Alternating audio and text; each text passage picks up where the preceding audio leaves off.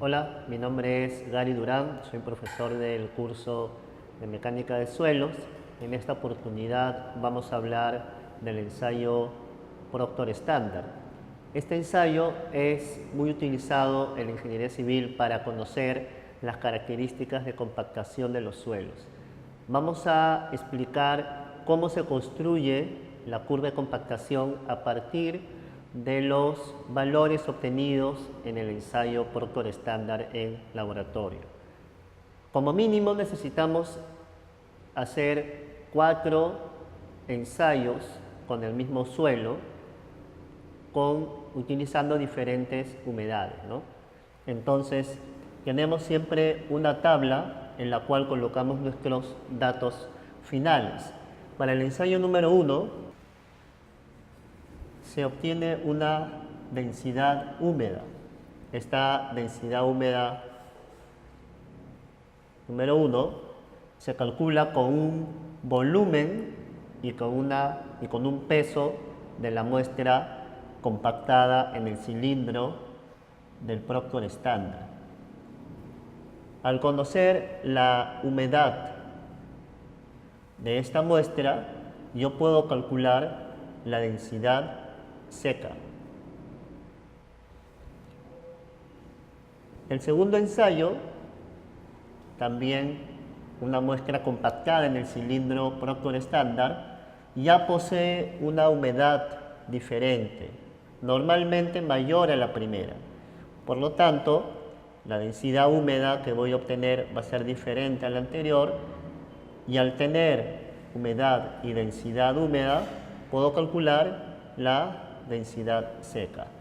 Este cálculo lo puedo hacer con la fórmula que ustedes pueden apreciar en la diapositiva que habla sobre el ensayo Proctor Standard.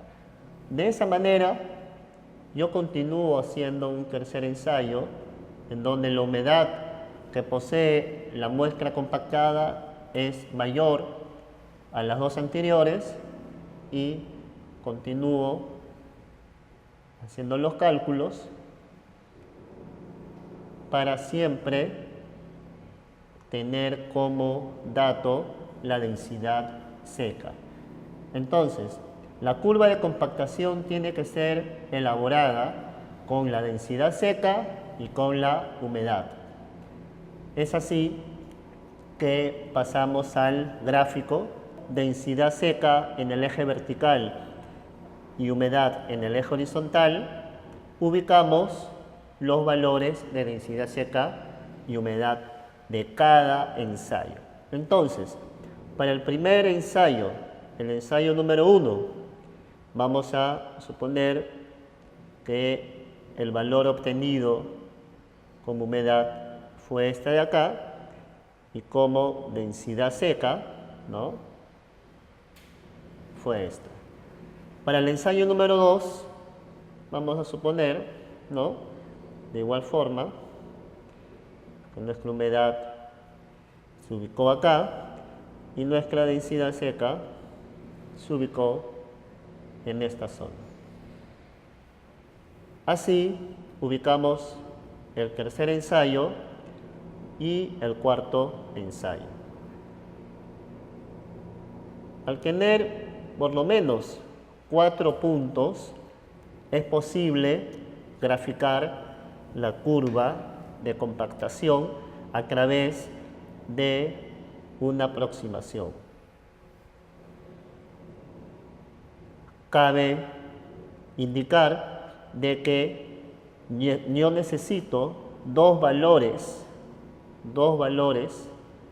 antes del punto máximo de la curva y dos valores ubicados después del punto máximo de la curva. De esta manera, matemáticamente, se puede hacer un mejor ajuste. A partir de esta curva, yo defino dos cosas. Defino la densidad seca máxima y la humedad óptima. Obviamente, la densidad seca máxima la obtengo del punto más alto de esta curva. Entonces,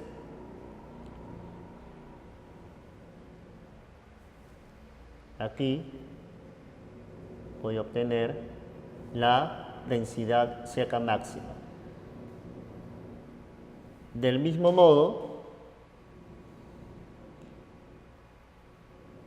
la humedad con la cual yo consigo esta densidad seca máxima se le conoce como la humedad óptima.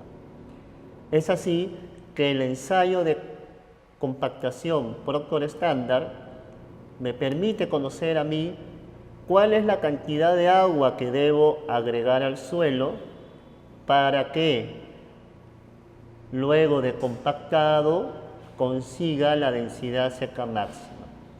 ¿Por qué queremos conseguir que el suelo posea esta densidad? Porque en esta densidad, en esta condición, el suelo se deforma menos, además de eso tiene mayor resistencia. Entonces son dos características ingenieriles que nos interesan conocer. Entonces, menor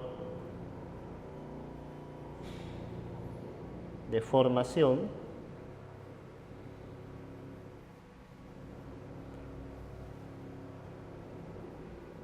y mayor resistencia. Estas dos características mecánicas del suelo se obtienen cuando yo consigo la densidad seca máxima del mismo. Entonces, ¿por qué el suelo, cuando posee su densidad seca máxima, va a experimentar menores deformaciones? Es decir, cuando cargas el suelo, cuando lo sometes a una carga adicional, ¿por qué va a deformarse menos? Porque obviamente los vacíos en el interior del suelo son menores, ya que la densidad es máxima. Entonces, yo al tener un volumen de vacíos pequeño, al momento de yo colocar una carga en el suelo, por ejemplo, una zapata, ¿no? ¿Qué va a suceder? Los granos van a intentar acomodarse, pero al tener menos espacio para acomodarse, el suelo se va a deformar menos, ¿sí?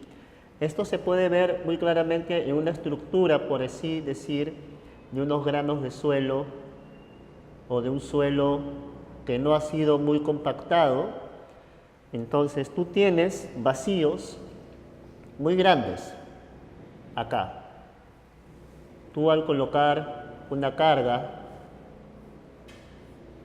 en el suelo, los granos se van a acomodar y al haber vacíos grandes entre los granos, se va a deformar bastante el suelo.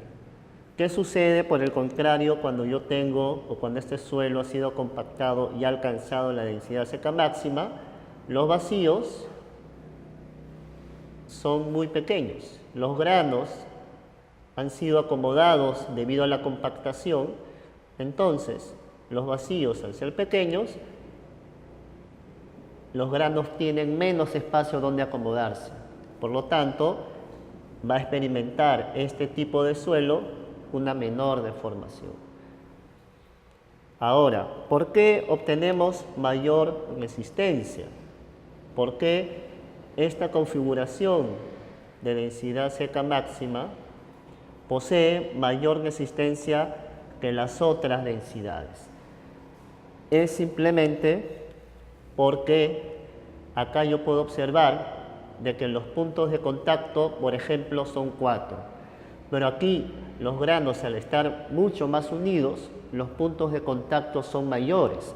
Entonces, al yo colocar cargas, esa carga se va a distribuir mucho mejor. Es así de que yo al tener un suelo muy compacto, los puntos de contacto van a ser mayores, ¿sí? De esa manera va a haber una mayor redistribución de la carga que yo pueda aplicar en este suelo. Por lo tanto, conseguiré una mayor resistencia. Entonces, llegamos a la conclusión final de que queremos, como ingenieros civiles, que utilizamos materiales que nuestro suelo tenga las mejores características mecánicas, que experimente poca deformación y que posea mayor resistencia.